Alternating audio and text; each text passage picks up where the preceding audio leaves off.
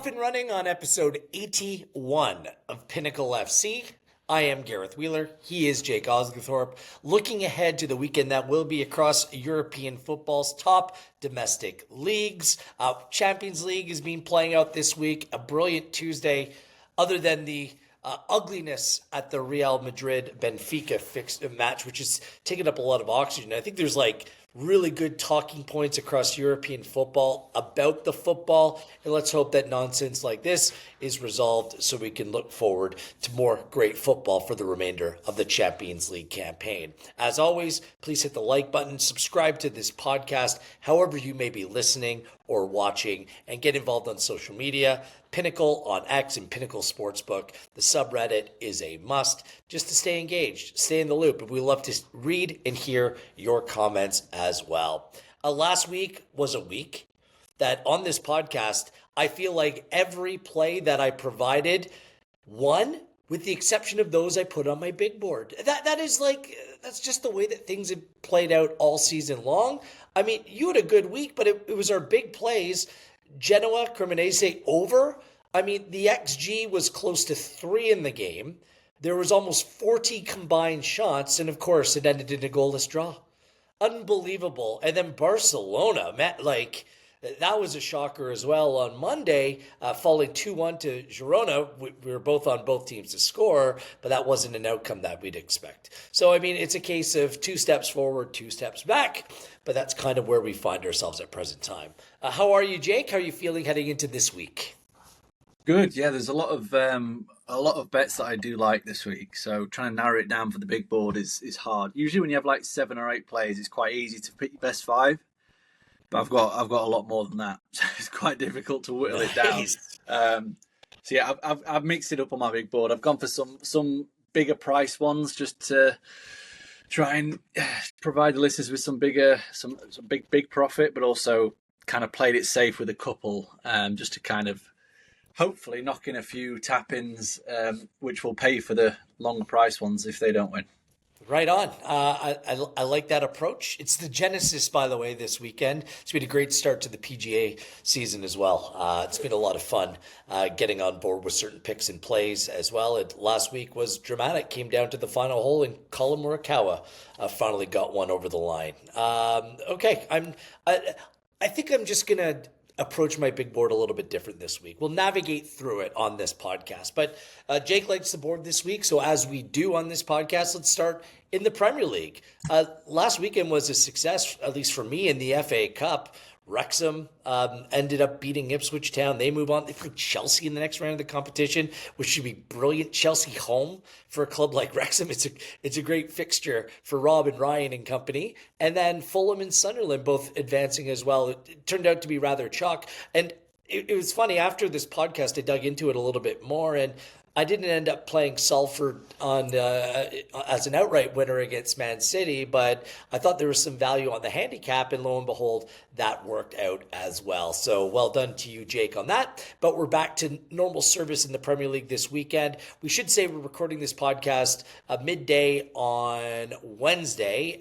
So later today, it is Wolves and Arsenal. So Wolves have to kind of double dip in this match week, or the extension of last match week, however you want to look at it, and the North London derbies this weekend. So with a new man in charge of Spurs and Igor Tudor. Do you want to start right there? I know we need to take into consideration, the added fixture for Arsenal and the build-up, but the managerial change, a big one of a couple, because Nottingham Forest has a new manager as well. It was FA Cup weekend when it was time to just make some changes across various clubs. So how are you looking at the North London derby? The handicap is set at 1. I am so tempted to back Spurs, but there's no chance I can go. The City scenario is one thing, but this is a complete other thing. I don't know how they're going to look under a new manager. I'm expecting it'll be about the same, but I'm curious about the way that you might be approaching this game. Very cautiously.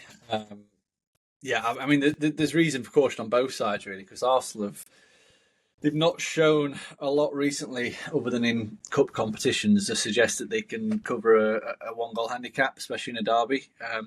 they've been spluttering, to say the least. I mean, away at Brentford, they only had about 7 or 8 shots in the entire game. It's not what you would expect. Brentford were good, really good. Brentford were good, yeah, but this is supposed to be a title-winning Arsenal team. They should be going to places and dominating, and they're not doing that. So that has me straight away put off for the comfortable away win. Plus, you factor in the schedule. I know Arsenal rotated at the weekend in the FA Cup, but they've got a Wednesday night game against Wolves. They had a Thursday night game against Brentford, so they played Thursday, Sunday, Wednesday, and Spurs haven't played since the Tuesday, so they've had basically a full 10 days rest. Exactly. With a new manager who's had a lot of time to work with the players and game plan for this specific match. So that scares me a little bit from an Arsenal perspective. Obviously, the players on the pitch, Arsenal have way more quality, but this Igor Tudor's got a very good record at getting an instant reaction, and that's why he's been brought in ultimately, because Tottenham feel they're in a bit of a relegation scrap, and he has fought fires wherever he's been. So Udinese, Verona, Marseille, Juventus, his last 4 jobs. He's won his first game every single time, which is 3 of those came mid-season. And the Marseille, he took over at the start of the season, won his first game in charge there. But yeah, Udinese, Verona, Juventus, he won the first 3 games. Granted, none of those 3 teams played against a side anywhere near the quality of Arsenal. But it does show you that he can get a reaction, and kind of Sam Allardyce-esque come in and ultimately shore things up at the back, make them hard to beat, and just grind out a few results. So if I was to make a play, I would be taking Spurs on the handicap at +1, because I just think if Arsenal are going to win, it's going to be a 1-0. It's going to be a 2-1. I can't see them running away with this.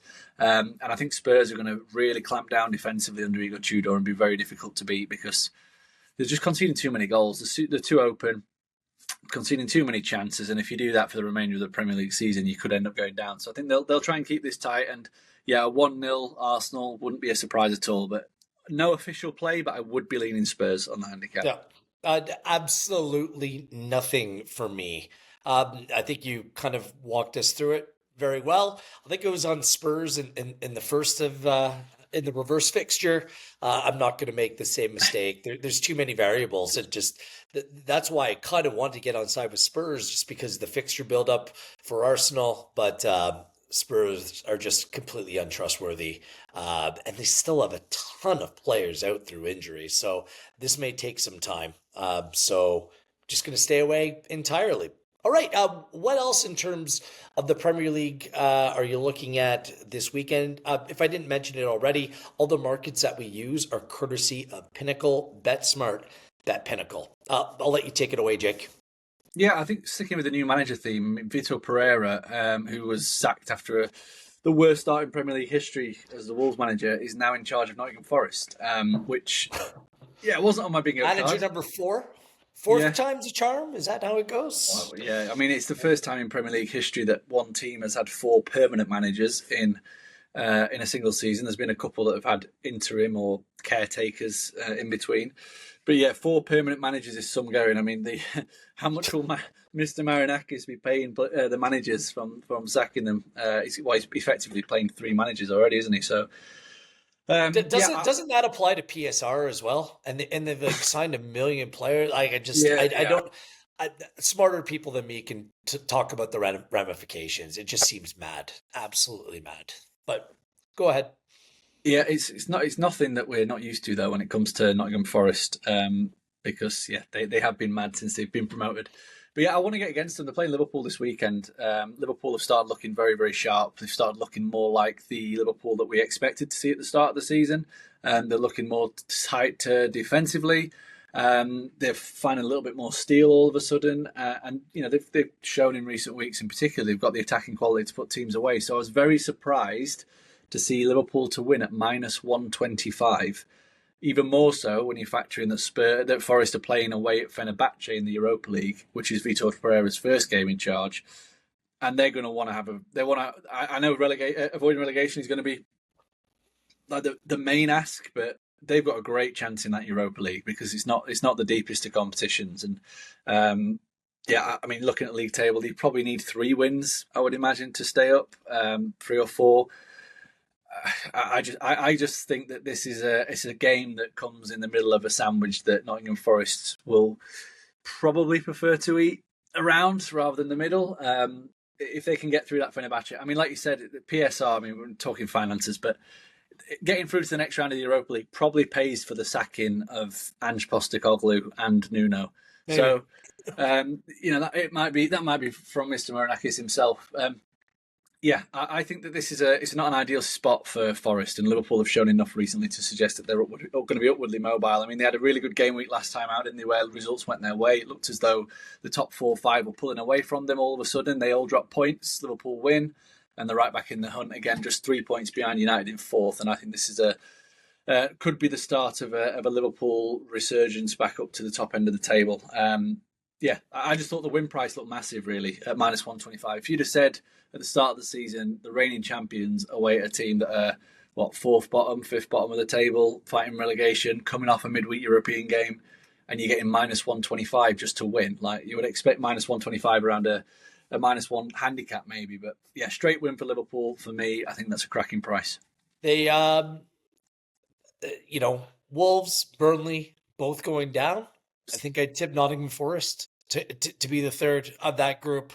If you'd ask me right now, how I'm feeling about that market, I think Nottingham Forest are the most likely. I think West Ham, it's very ironic that West Ham looked to be okay because they have the manager that had a ton of success at Forest last season, and now they have him, a manager that knows how to navigate the Premier League, but this clash of personalities, led to this divorce. That's where everything went wrong. They should have stayed with the plan. It worked. It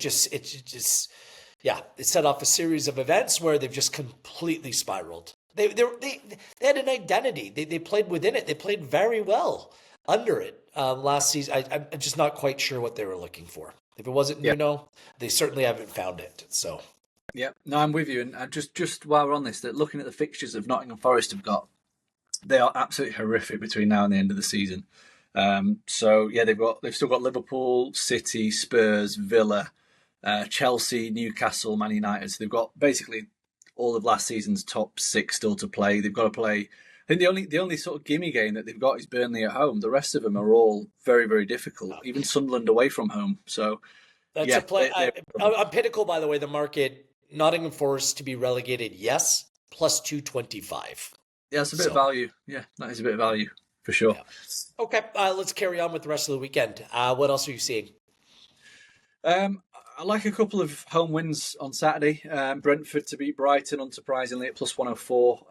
Again, the price feels right. I think I probably would take it down to even money. I don't know if it should be odds on, just because Brighton have the capability to turn it on. But yeah, Brighton 1 win in 13 league games. That was against Burnley, which everyone apart from Crystal Palace beats. Brentford, they're flying as well. I mean, they've 2 away wins at two of the toughest grounds to go to, Villa and Newcastle, and then draw at home to Arsenal in a game they were very, very good.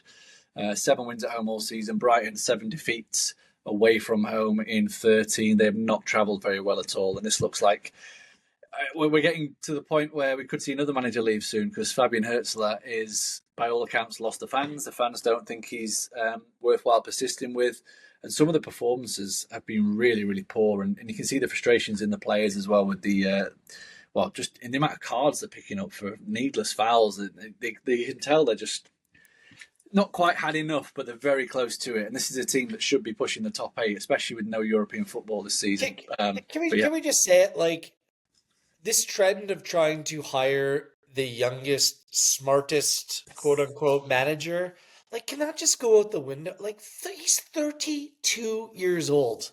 I'm not trying to compare myself to a Premier League manager, but do I think I would have been capable of doing something, managing a group of competitive men who have been trained at the top level their entire lives with everything that comes along with it at 32?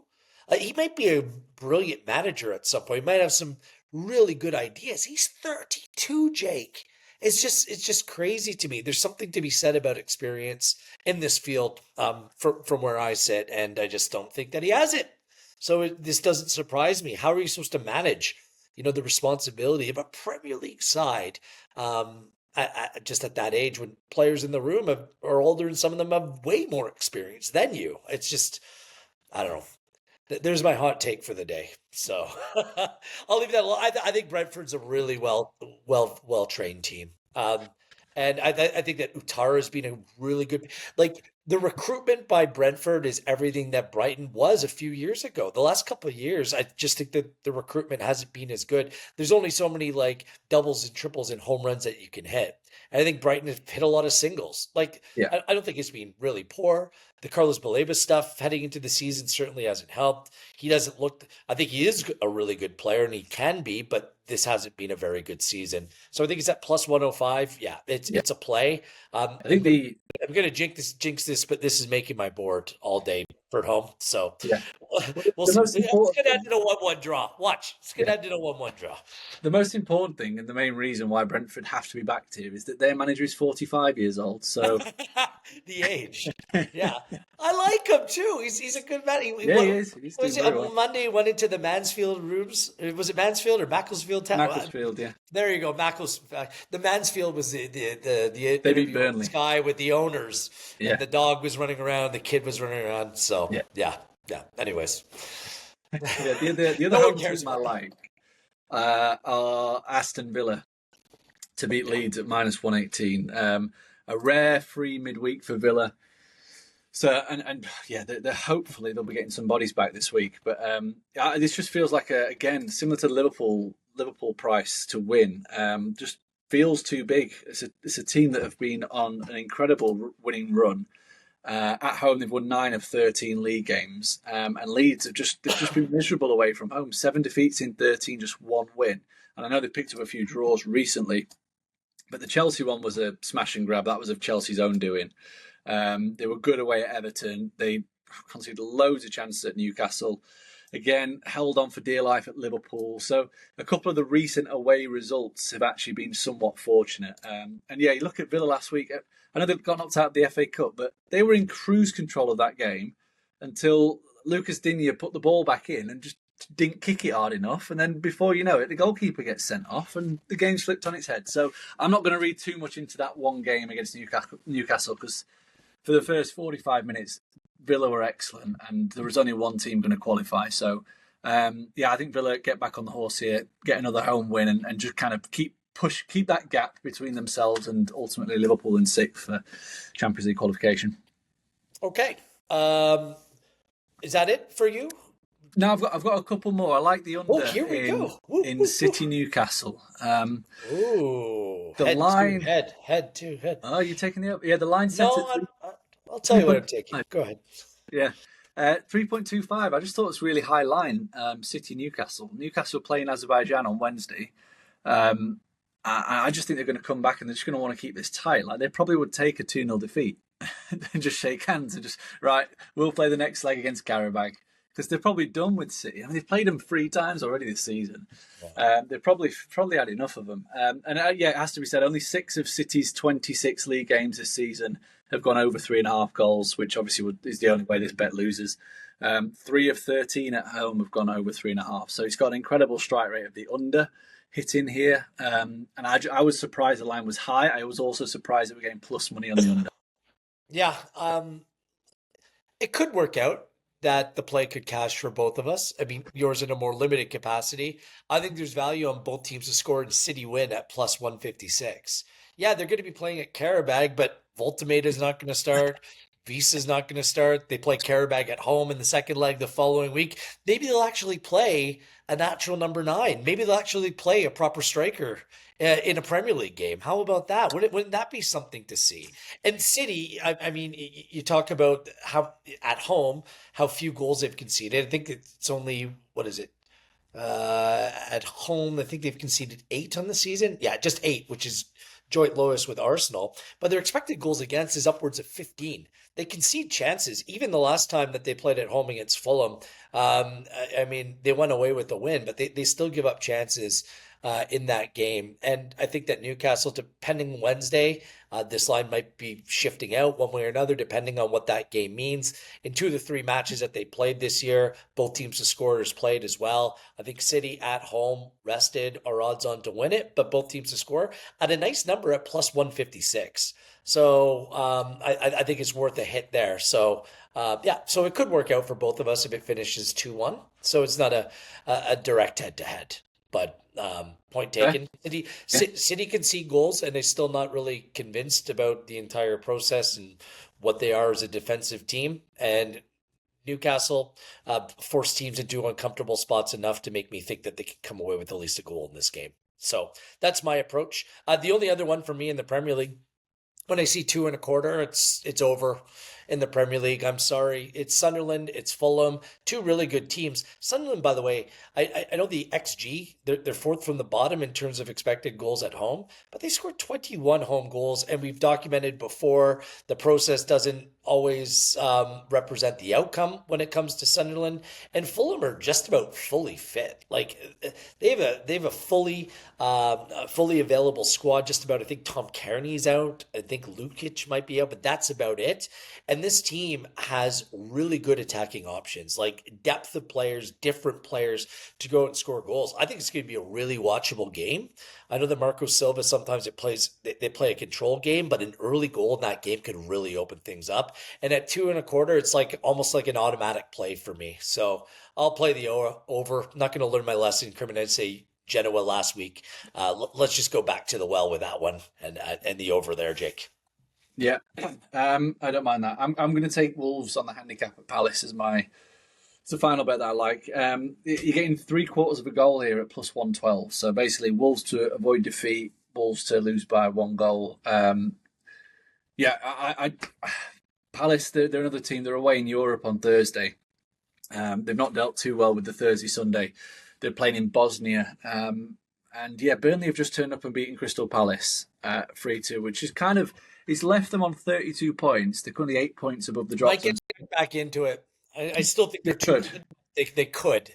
They could. Not And afterwards. this is probably a game they'll mark down as if we win this, then we really can focus on Europe. But I think Wolves' defensive process is very, very strong, and I think they match up well with Palace in the sense that they play similar formations.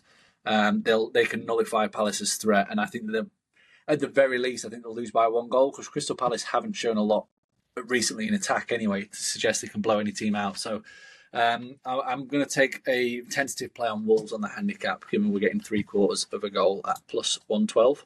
Okay. All right. That's it for the Premier League. It's about it for the podcast. We took a long time on that, longer than I expected.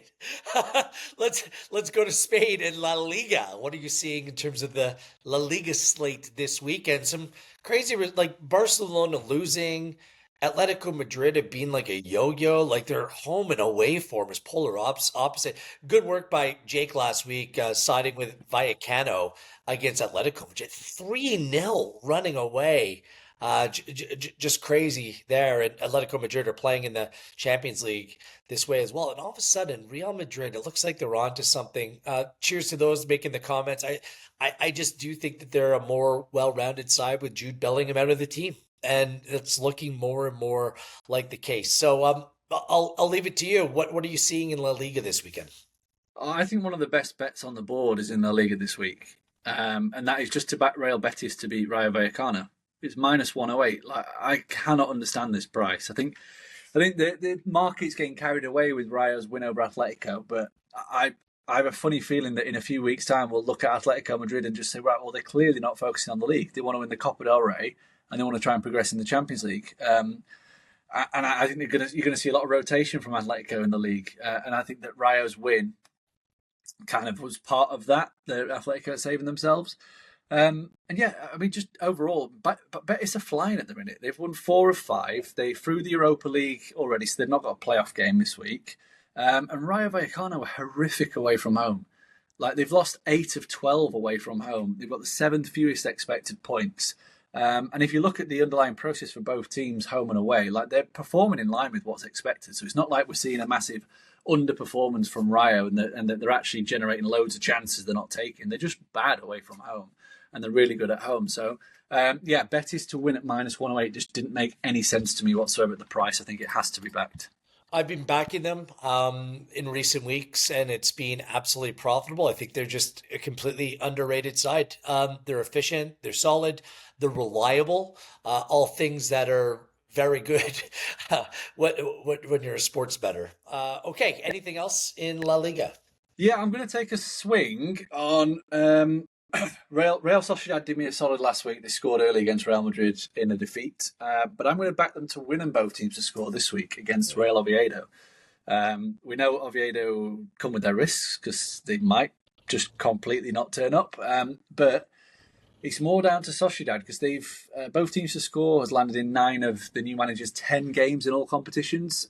5 of those have been with both teams to score. So 5 wins with both teams to score. 20 out of 24 overall. Yeah, For Sociedad, both teams to score. The risk is Oviedo, but they've been playing a little bit better. They've been respectable in recent weeks, Jake. Yeah, they've scored 7 goals in the last 6 matches, which counts as respectable. Only failed to score at Barcelona. So yeah, they which was also thank you Oviedo because we were on Barca Winton on that occasion. But yeah, away from home, they've actually they've not scored a lot of goals, 8 goals in 11, but their expected goals process, they're averaging over 1 expected goal per game, which it gives me enough confidence to suggest that against a Sociedad team that do take risks and do leave gaps, that they can get a few good chances created and score maybe, well, at least once, maybe even twice in quite an entertaining game. Yeah, I just thought the price, because you're getting Sociedad to win at minus 186. If you throw in both teams to score, you're getting plus 304, which I think is a massive jump given the BTTS record and rates that you've mentioned there with Sociedad. I'm more than happy to take that swing. Okay. Anything else in La Liga? No, that's the lot. I'm going to go with a couple totals here, and I can't believe I'm going there, but I'm going over the total of 2.25 with Celta Vigo Mallorca. Celta Vigo has been a decent enough home side, but Mallorca continues to go over 2.5. They got over 2.5 in terms of the total in their last 7 games. That's a trend that will pique my interest, especially the line for this game is 2.25. Celta Vigo creates enough chances at home to warrant a play on a very low goal total, and I will also go Atlético Madrid Español over the total of 2.5 at minus 113. Atleti home, they're 10-1-1. They score bags of goals, create a ton of chances. I know they're playing in the Champions League, but a big home performance is imperative here no matter what happens in the Champions League. In Español, in recent games, it's been goal fest. 2-2, 4-1, 2-1. 3-2. It's just been that's the way that things have been going, and their expected goals and expected goals against away from home are high as well. So let's go over 2.5 at minus 113.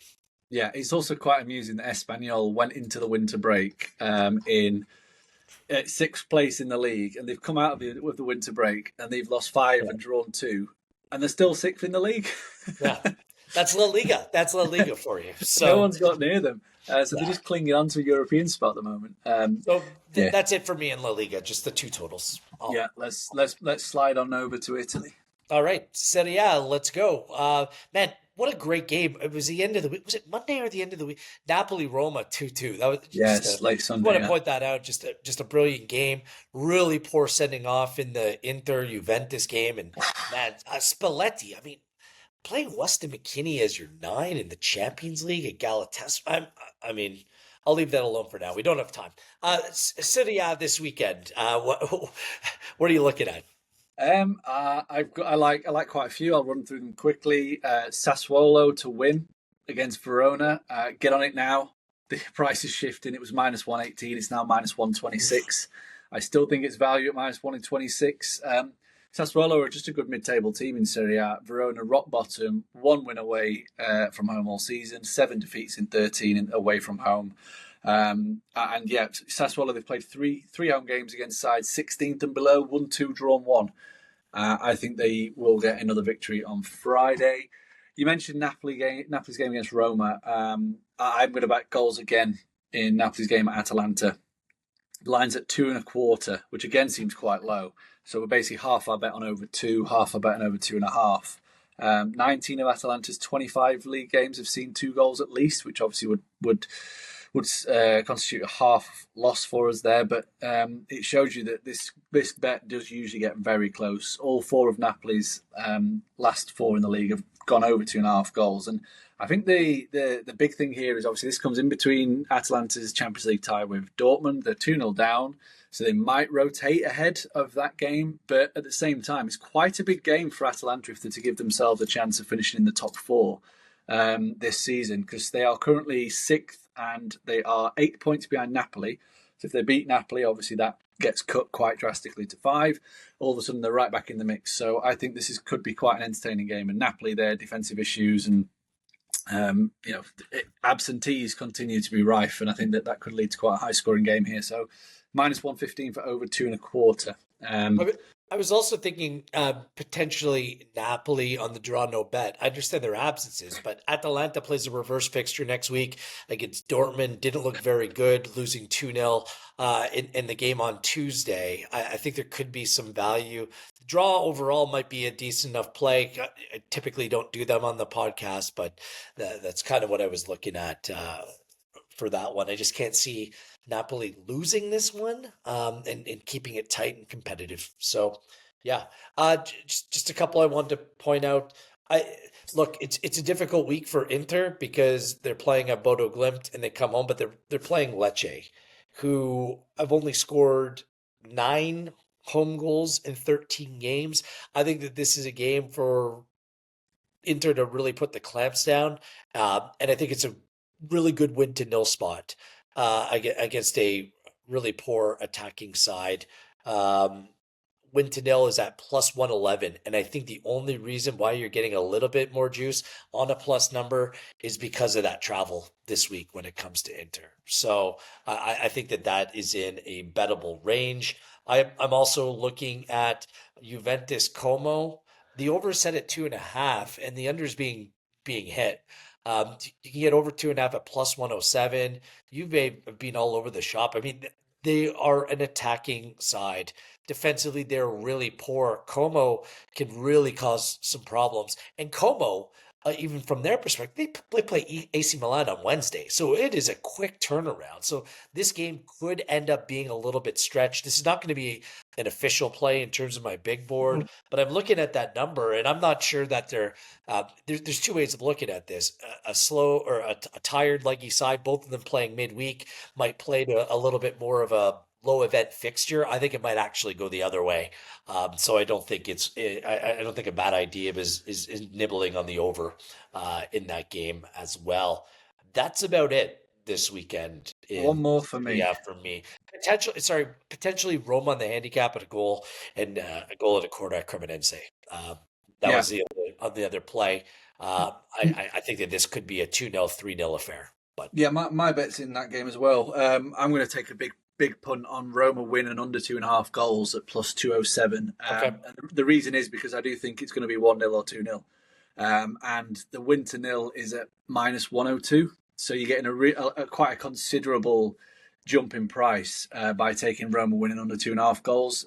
They've been very low scoring in general, Roma games, 1.9 goals per game this season.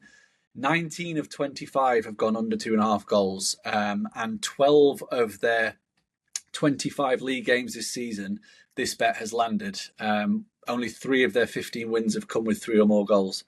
So basically, they play with control, which is very un-Gasperini. They play with total control.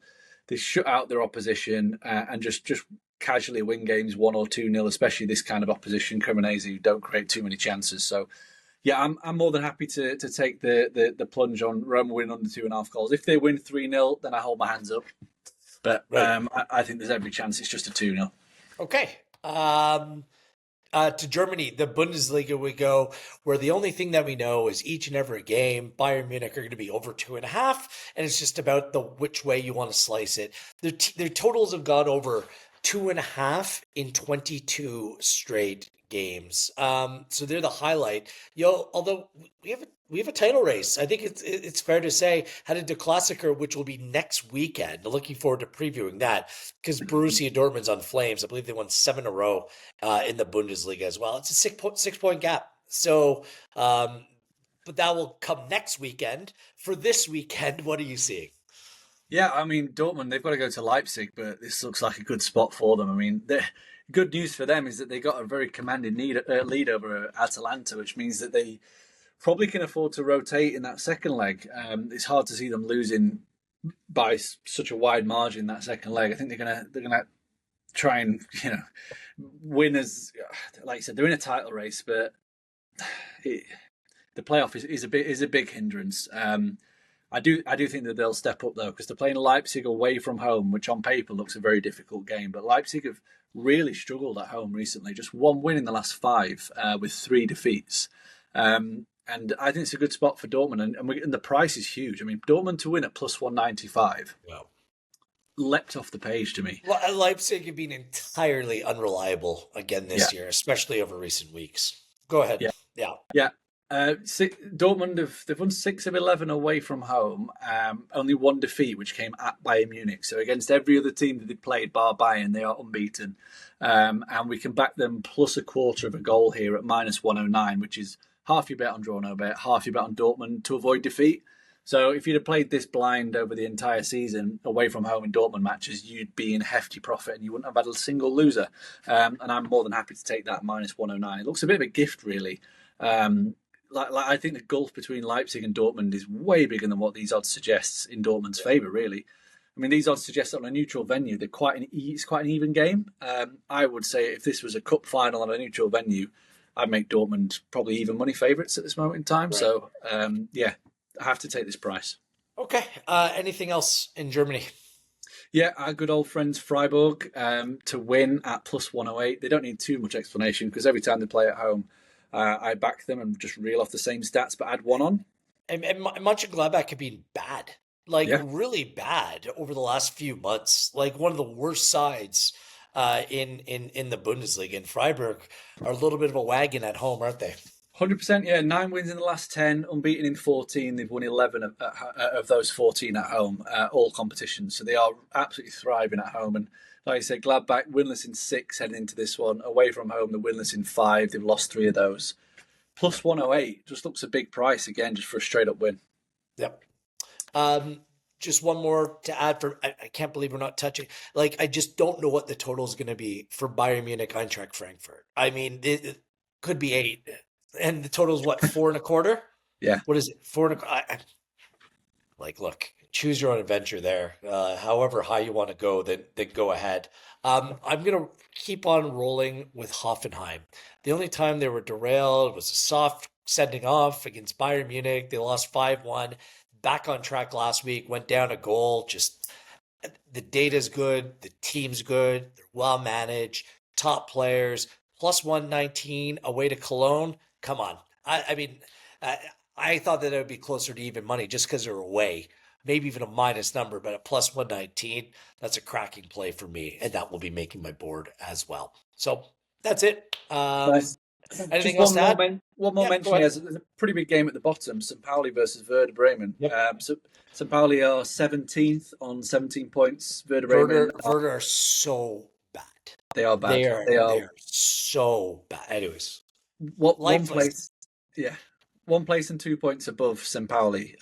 So it's a really, really big game. And usually when there's a big 6-pointer like this, I like to back the goal line, which is set at 2.25. It's a low one again.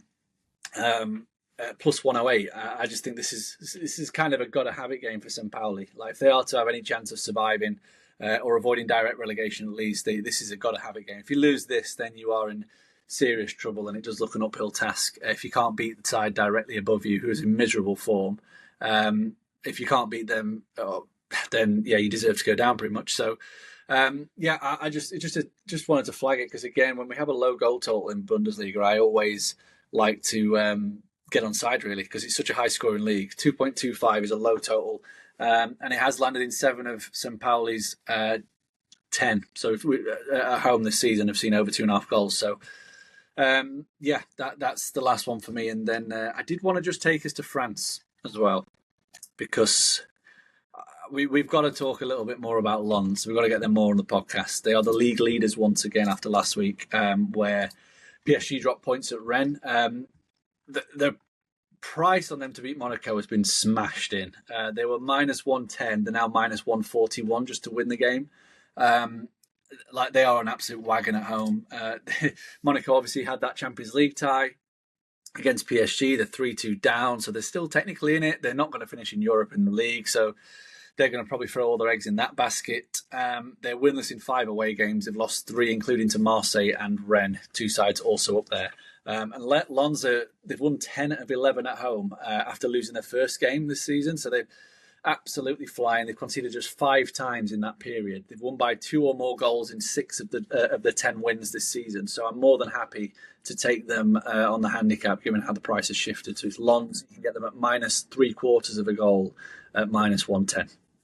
Brilliant. All right, time for our best bets, or as I like to call it in terms of my plays, what not to bet. Go ahead, Jake. Up to 5 units, 5 bets to make.